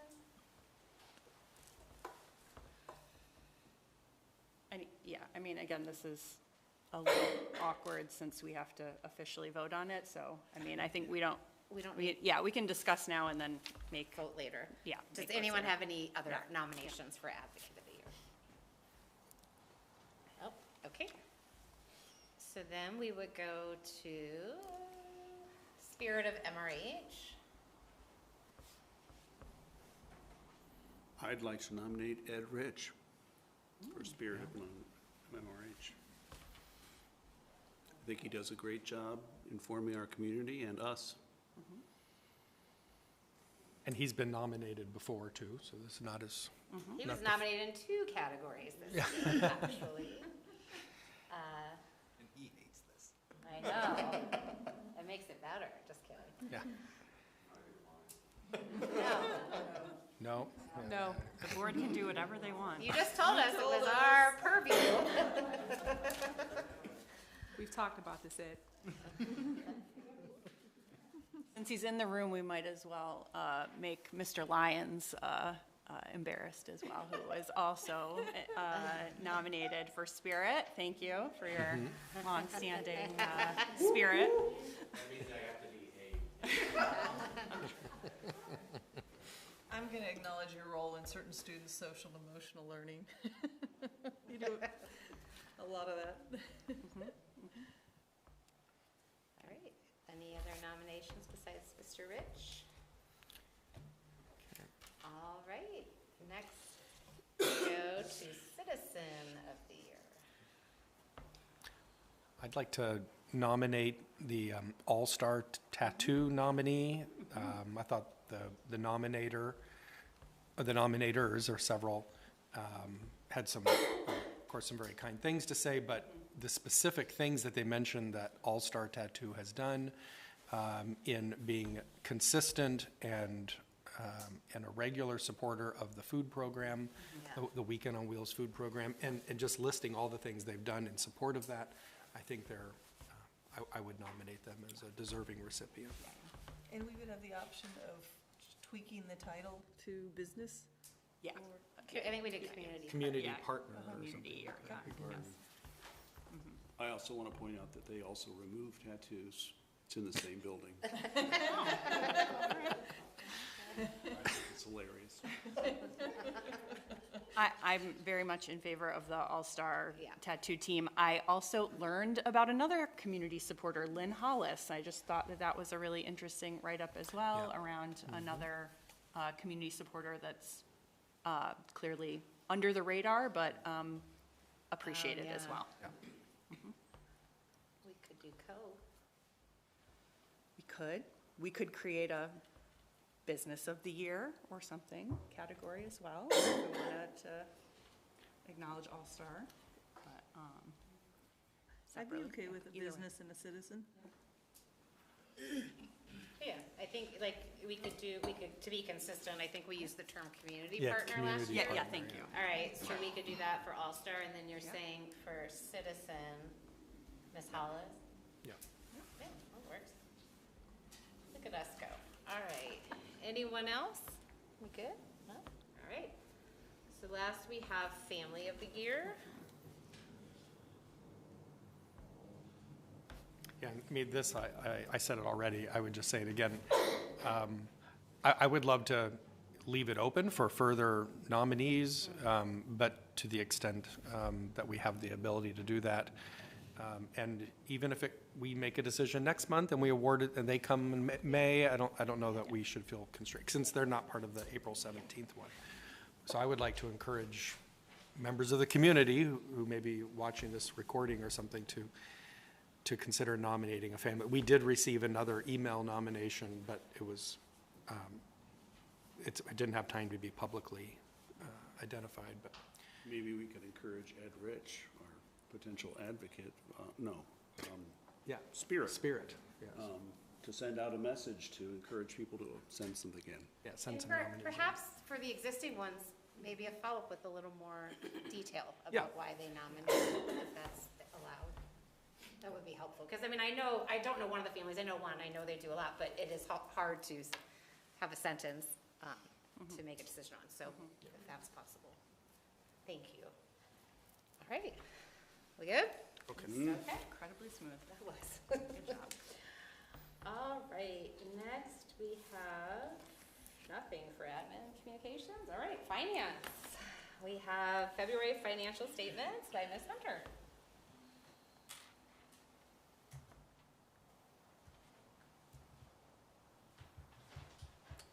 Good evening, board and community partners. We are going to take a look at our February financial statements ending February 28th, 2026. So over the course of the year, we have seen a 4% increase over last year when it comes to revenue collections. There are several categories within our budget that we either have met 100% or more in revenue collections, excuse me. As far as our local taxes are concerned, we are at 90% collection. We had estimated that our collection rate is around 97.2%, so I'm pretty confident that we will probably meet that percentage towards the end of this school year. As it relates to our state funding, the Classroom Trust Fund, according to the state, is 30 to 40 million behind. So, which means that right now we're going to be monitoring what that actually looks like for the district that may require a budget amendment in the upcoming months. As it relates to our expenditures, we have expended 58% of our expenditure budget, which 13 million of the 17 million is salaries and benefits. We do have a few categories where, where our expenditures have exceeded what we had initially budgeted, and that's due to some things that are out of our control, meaning increases to utility percentages that we weren't aware of, and then also increases in insurances. So we will bring forward in the month of April a budget amendment that's going to look at those things, including forecasting forward so that we can potentially reduce the number of amendments that we have to do this particular school year. With that being said, are there any questions around the financials for February? So next up, we got budget presentation too.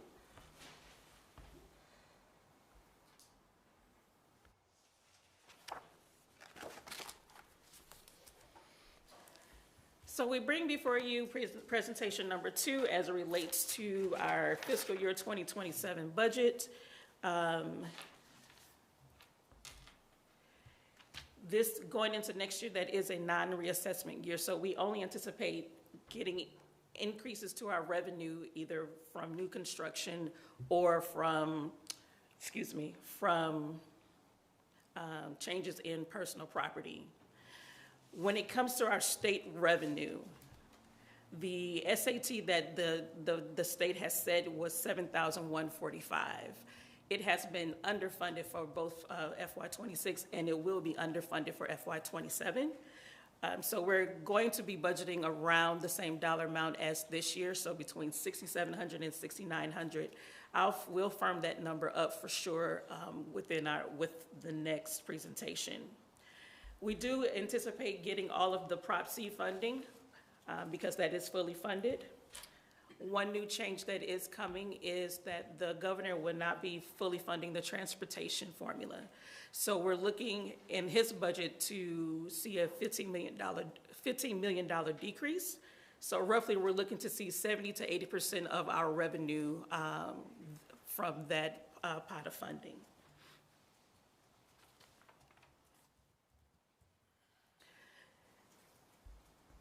So our operating budget for next year is is $400,000 less than this current year. We are making strides to ensure that the numbers that we present to you going forward are going to be as solid as possible based on the information that we have. Just a little note that our budget is a working budget from the time that we create it to the time that it sunsets in June. So we will always be making changes to better give you a better view of what the district is at financially. So from the expenditure side, we're looking at a $1.7 million increase across the salaries. That is the 6% increase and step increase for the certified teachers. And then we are looking at providing what raises will look like for our admin and our support staff. So right now that number is pretty fluid until we can hammer down what that looks like for those two populations. At the time of the production of this slide, excuse me, we anticipated the insurance benefits to increase by 6.2%. Earlier this week, we met with the CSD Trust, where they denoted that we can see an increase anywhere in between 10.8% and 19%. So that number will look drastically different. That's looking upwards towards $3 million in that category for spend. And we got to note that it also affects our peers' retirement and Social Security, because it's tacked on to that benefit for them. In the purchase services category, this year we've budgeted $4.1 million. Next year, the preliminary numbers are 4.2, so roughly up $42,000. The main categories that you see on the screen are those that we as a district have to do regardless of any other activity. So we are looking at, from a utility standpoint, do we anticipate seeing any increases in their rates? We know food costs fluctuate, and we don't see that going down, so we did add funding for that. And we do have currently a bus lease, but that is subject to change depending on when we move forward with the electric buses. And we did see an increase in our, legal services, so we anticipate that same level of expenses for next year. We are in the process of reviewing all of the budgets that were submitted, so we will be looking for avenues for reduction of expenses so that we can meet the goal of a balanced budget. As it relates to supplies, we are looking at $3.5 million that's currently budgeted. Some of those include the technology subscriptions, and also equipment for students at the high school level for next year. And supplies from metaphors all the way through just general supplies for the teachers. And so that's up $552,000, but just with the other category, we are looking at cost savings where our avenues to reduce those expenses. As far as it relates to capital outlay, our levy provides us with an opportunity to receive roughly $500,000 for the upcoming year.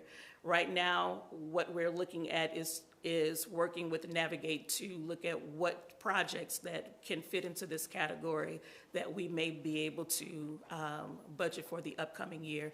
And until that's complete, we have an incomplete space within the budget. But those funds will be there and earmarked for those activities once we get to a spot where decisions can be made. So our next steps, So in comparison to 2026 to 2027, we are looking at a $3 million increase. That does not include the benefit change that we discussed earlier, and the majority of that change is coming in salaries.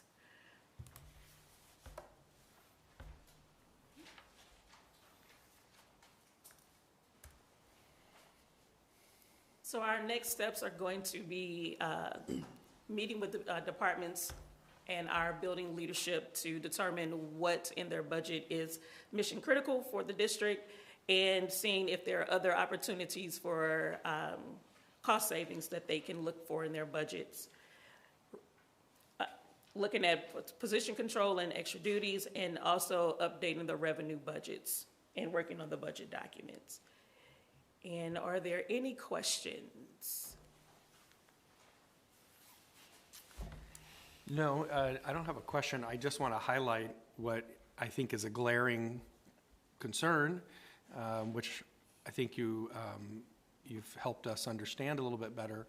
But revenue of $32.2 million and expenses, this is for 2027 estimated, expenses of $33.5. So right now there's a gap of $1.3 million. Not including the insurance. Not including the insurance problem that you're going to try to close between now and June, and I know we'll have budget meetings in May. That's a serious problem for the district. And we are, just to let you know, Brian, Ms. Hunter and I did meet for our collaboration today, and we talked about, once the budgets are received, looking at where we can actually reduce. So last year, we were able to make some reductions, and we started off this year providing schools with the budgets that they had received the previous year, and then they have to justify for additional acts in alignment with their building plans. And then we are still looking into going out for vendors for other insurance sources. So we looked at two, and those two actually came back even more expensive than what we are currently paying. And one of the items that was a non-negotiable in the conversation was changing the quality of care for staff. And so one of those plans did that, so we weren't interested in moving forward. And Ms. Hunter is actually looking at an additional option that may be able to meet our needs at a lesser cost. Yeah, I mean, I know we're in different times, a different reality. It has been unusual for us to ever have a balanced budget in the district because of, again, the ebb and flow of tax levy increases.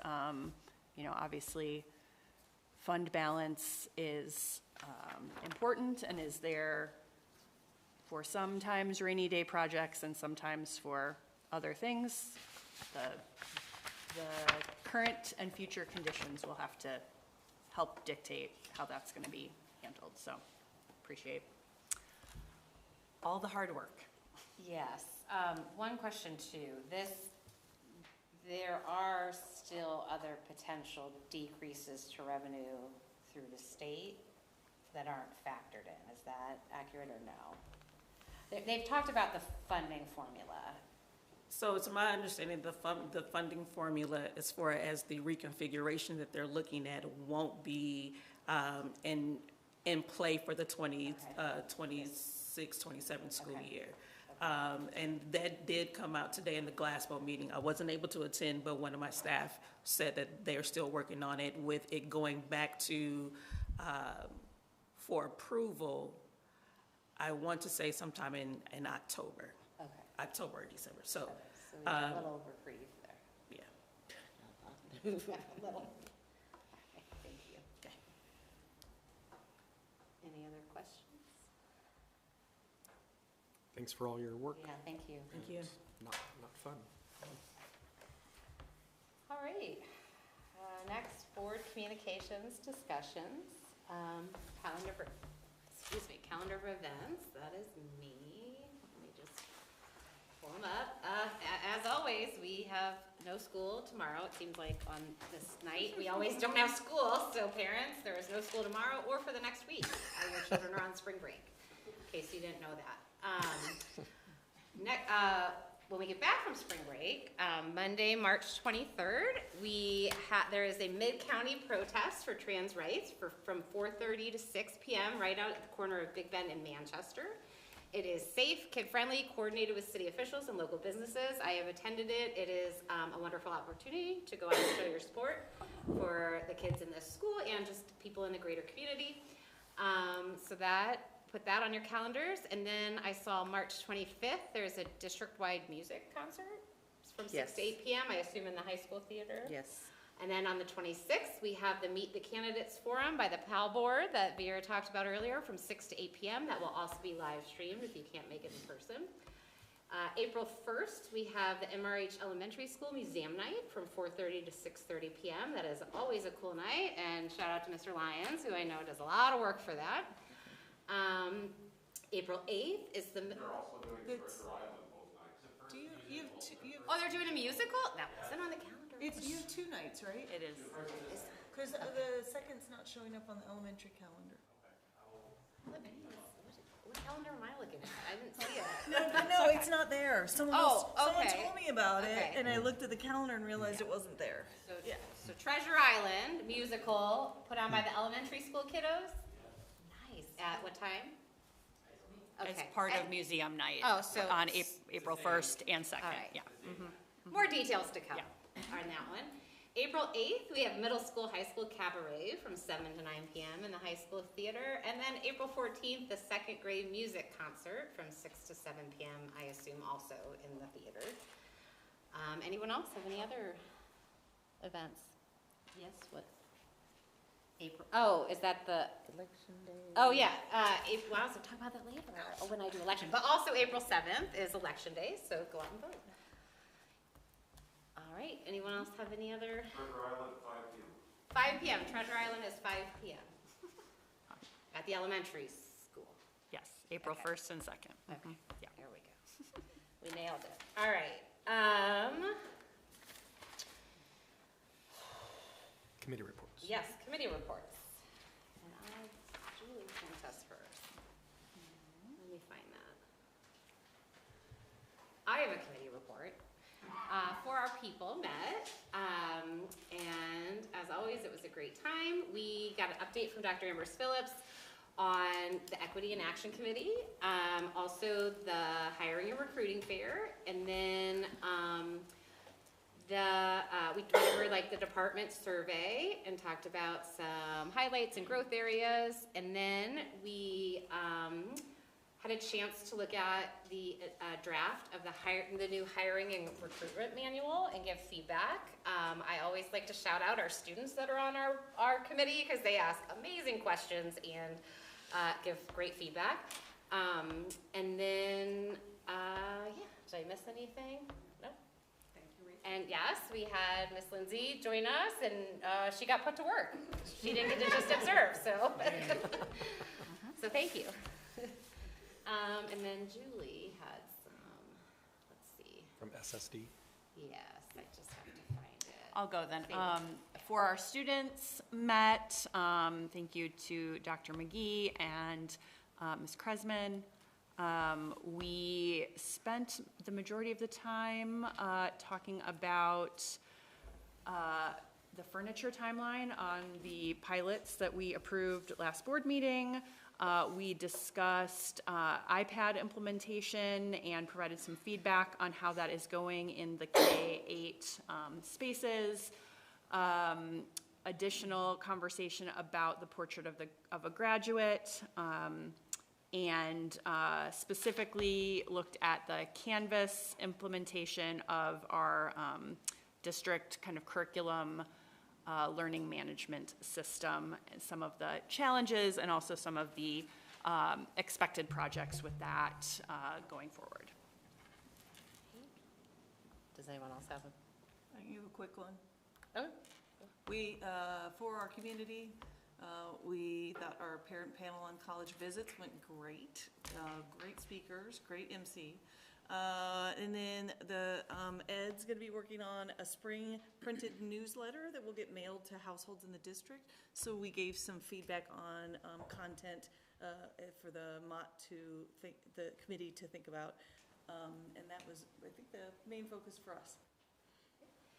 And then Julie had the For Our Health meeting on February 23rd. She says a good discussion was had on the Climate and Culture Survey, Parent Resource Project, CDC School Health Index Report Scorecard, and Tier 1 SEL updates for middle and high school. A suggestion was made to cover restorative practices and what it means at the MRH at an upcoming community conversation. And this was quickly made into reality at the March 3rd event at Schlafly. Vince Estrada, along with Travis Williams and Lizzie Wiegert, gave a wonderful intro to restorative practices and how MRH is using it in all buildings. That event was recorded, and Julie encourages everyone to check it out on the district YouTube channel. And then she also attended the SSD Governing Council meeting on March 3rd. She says the Parent Advisory Council gave an update on their new structure they hope to roll out with the help of partner districts. Superintendent and CFO gave a budget update as well as a fiscal year 27 budget preview. There is still a lot of work to do to right the ship and get the budget back on track, but huge strides have been made. There is still a budget cliff in a few years if more is not done. Elections were held for the Board of Education. Our sub-district, which includes Hazelwood, Jennings, and us, was uncontested, and the incumbent Carmen Meeks won the re-election. The sub-district 3, which is Afton, Basis, Hancock Place, and Melville, had 2 candidates and ended candidates and ended with no winner, as the candidate who had the most votes did not have a majority. So this seat will remain filled by the incumbent until June, when a runoff will occur at the next meeting. Sub-District 4 was uncontested, with incumbent Latoya Nelson winning, and Sub-District 7 had 2 candidates, with Dr. Julia Burke winning election. So, all right. Any other updates? Angela and Brandon, who are the parents at Joe's Place, will be having their first child on St. Patrick's Day.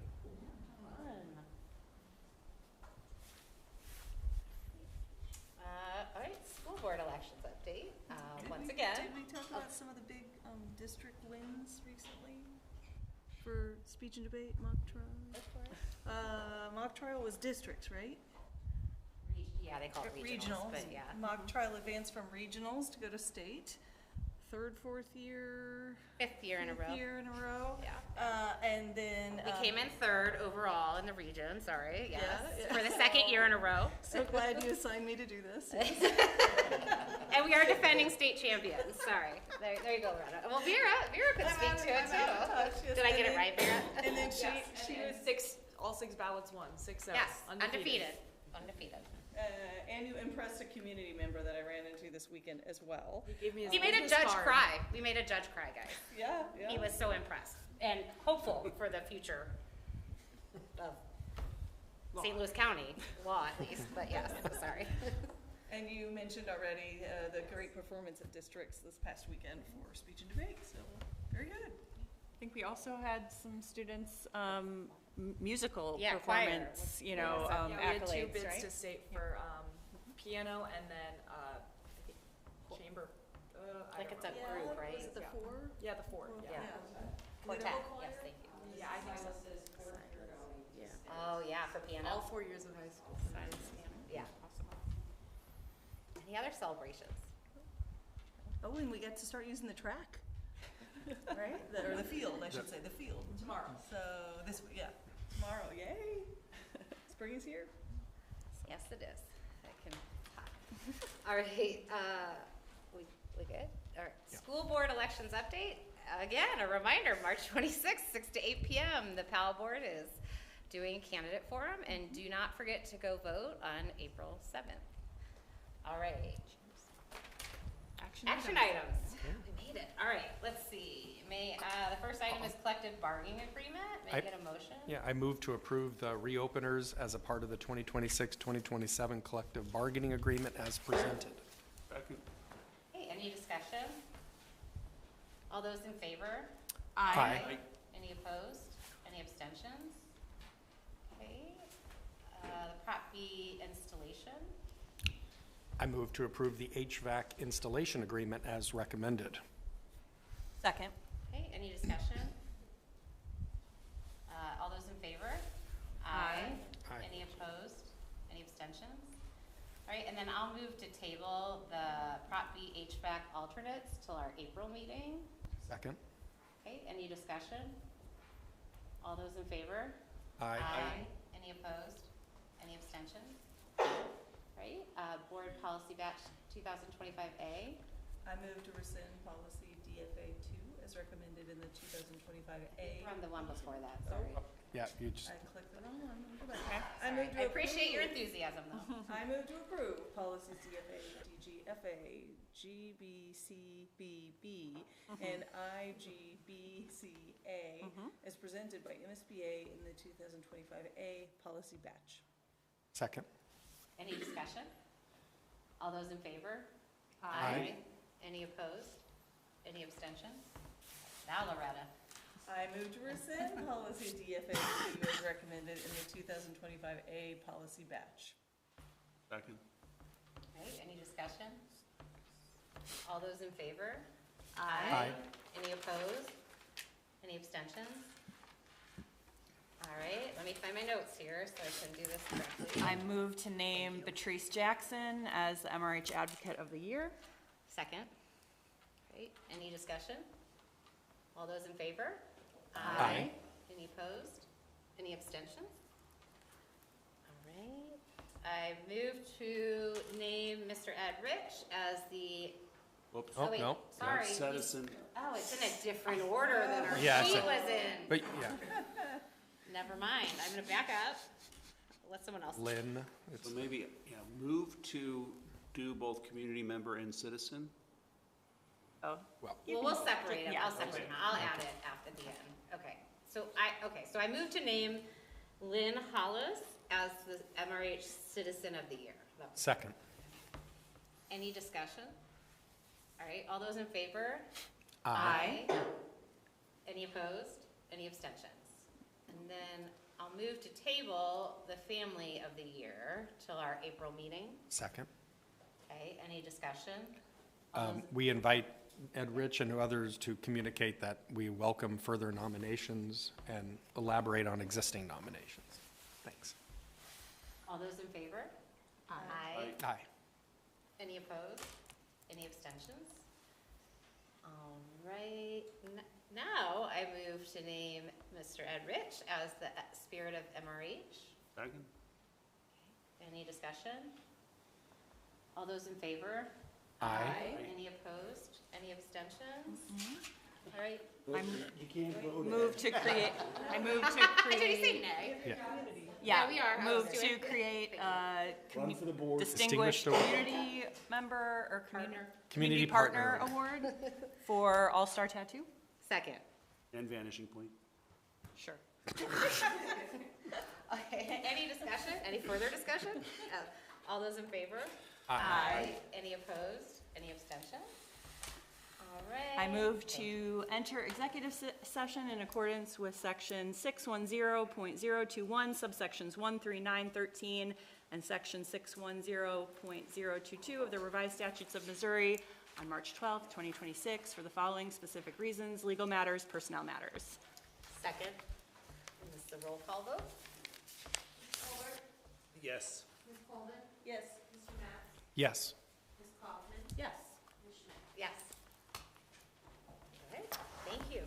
30-second dance party. Oh, you gotta you gotta dance. Oh, gosh.